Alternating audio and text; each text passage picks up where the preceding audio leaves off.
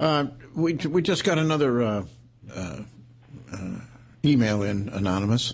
Okay. Said, Dear G-Man, can you ask Anonymous what an electropsychometer is and how it works? Apparently the Scientologists use it to measure brain waves. She said, I'd like to get some intel on it.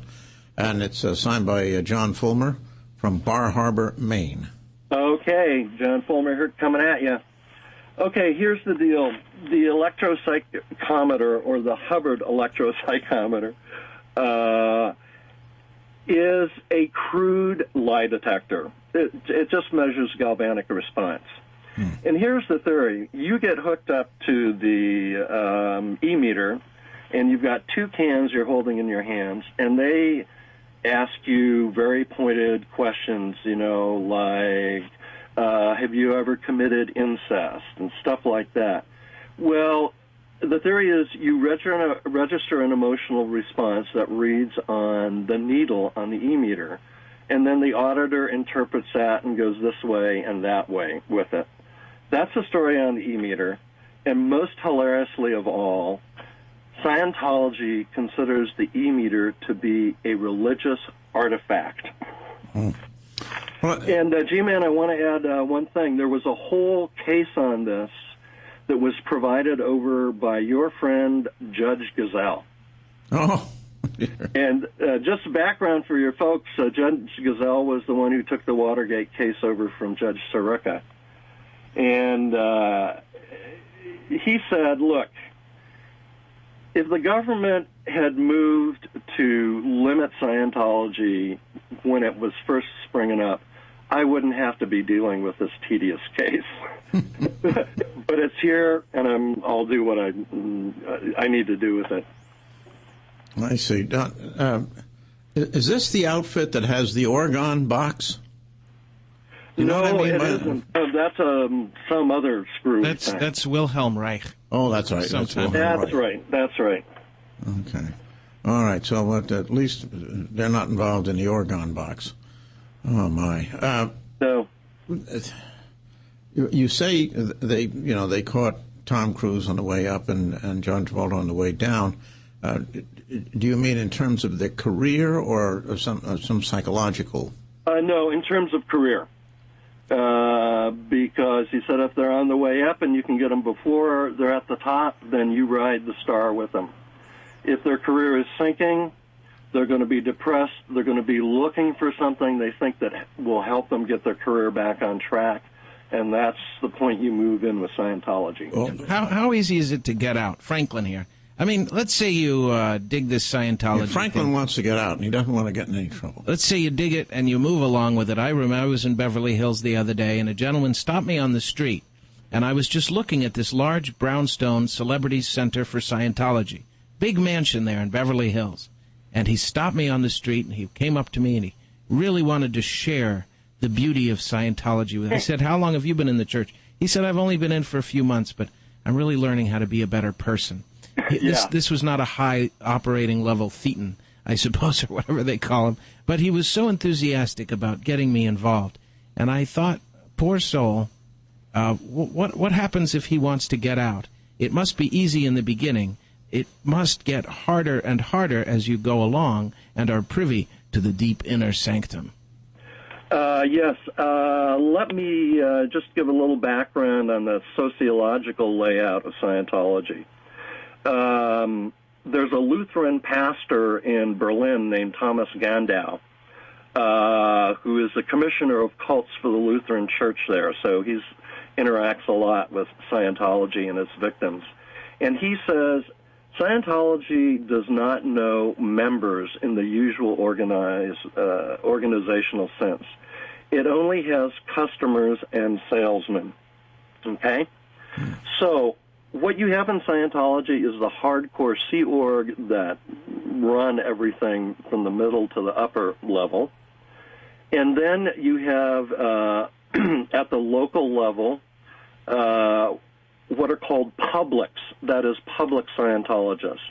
They simply come in and do auditing and take the courses and pay their money. And if they're doing great and forking over the money in donations, they don't get subject to much penalties and scrutiny. Okay, so how hard is it to get out? If you're a public, it's pretty easy. You just stop taking courses, they'll hound you, and you just say, I don't have any money, okay? However, if you're inside the organization, either in Sea Org or a volunteer staff member, you get more and more indoctrinated. You're beginning to think that the world is run by the evil psychiatrists, that the media are merchants of chaos, that the government is a suppressive organization, okay? And it gets to be harder to come out. At one point, people get an illumination and say, this is all hogwash, and they leave. Here's the difficulty at that point.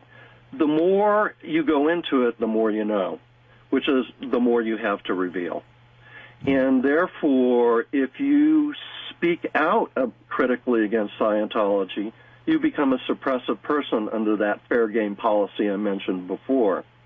And they will go after you. They'll send PIs on you. They'll spread false information about you and your neighborhood. And they've already done their psychoanalytic investigations into your past, so they have lots of material with which to blackmail you, I suppose. That's an important point. They know your secrets. Absolutely. Everything that goes on in auditing sessions is written down and put in a file. And so they've got the info on you. So that's one thing. The other thing is this. It's the disconnection policy. And it runs like this. If you are connected to someone, relative, friend, acquaintance, whatever, who speaks critically of Scientology, or someone who has been declared a suppressive person by Scientology, you can have no contact with them. You have to write them letters, say, that's it, no more contact. Any attempts to contact me, I'll turn you down. So it gets difficult to leave Scientology if you still have relatives inside of it. And there are many people in the Sea Org that are there because they're scared to death to leave, that their sister or their brother or their mother who are still in Scientology or in Sea Org are going to get fair game. All right, ladies and gentlemen, my guest is Anonymous, and we're talking about the Church of Scientology. The lines are open for your comments and questions for Anonymous at 1-800-GG-LIDDY. We do have a few calls that we want to get to. The main Anonymous forum, by the way, is whyweprotest.net. This is the G. Gordon Liddy Show. All right, ladies and gentlemen, via email, just so you know, you only skimmed the surface of Scientology today. You can dedicate a whole week of program and not even fully understand just how deep the rabbit hole goes. I encourage you to keep it going to educate the public on Scientology. But be warned, you have the can of worms you opened.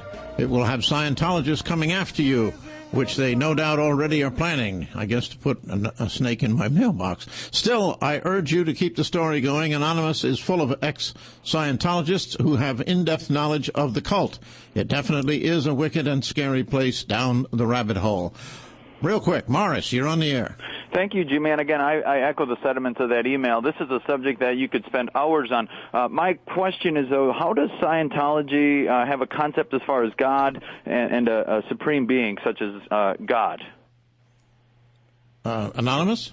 Okay, here's the quick thing on that. Every Scientologist who leaves says the only people who believe Scientology is a religion and has a belief in God are Scientologists.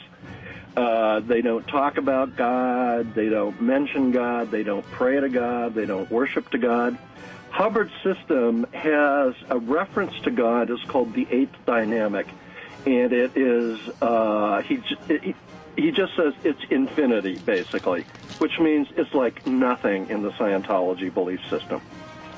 Okay, what about I know, but what about the business of catching pneumonia if you're exposed to Xenu?